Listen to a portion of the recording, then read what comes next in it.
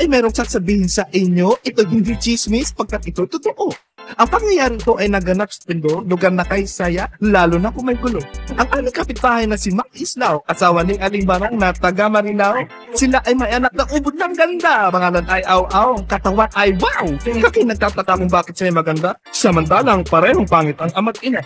Kani Mac Islao ay parang palitaw, makani Aling Barang akala mo ay siopaw. Kapag nakita mong naglalakad si Aw-Aw, tutulong laway mo at mapapasigaw. Ikay matutokso sa ganda ng katawan, lalo na kung siya ay kumay mo tandaan, lahat ay napapalingon. Oh, wow! Lahat ay nasisiyahan. Hindi nakapagtataka kung siya'y ligawan ng lahat uri ng kalalakihan. Binata may asawa kahit na may apo, kasama ng tomboy, lumiligaw dito. Ang isa, siya, naloloko, siya ay isang binata, pangalan ay Pakundo. Si Pakundo may trabaho, maliit ang sweldo, doon siyang sakir, tagapos ng barko. Si Mang Islao ay ambisyoso, ang nais na manugang ay milyonaryo, at nang umakyat ng ligaw si Pakundo, ay diretsang hinayan ni Mang Islao ito. Hindi ka dapat manligaw dito sa aking anak pagkat ikay patay gutom, mahirap at hamak. Kasama ng loob ng kawawang si Pakundo, inisip niyang lisaning malupis na mundo. Kumuha ng lubid, kumuha ng lason, kumuha ng baril na 45 pumunta sa tulay. Lubid ay tinali, uminom lang lason at siya ay nagbigti. Nagbaril sa ulo, ngunit ito'y the place. Tinamaan ng lubid na lagot ito. Nahulog si Pakundo, bumagsak sa ilog, nakainom ng tubig, nailuwa ang lason. Oh, anong milagro? Nabuhay si Pakundo.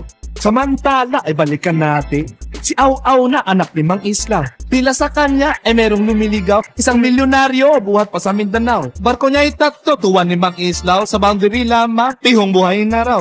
Ang milyonaryo ay bisita ni Aw-Aw, laging dumadalaw, halos araw-araw. Ang coach niyan today laging makikita sa tapat ng bahay, nakadisplay tuwina.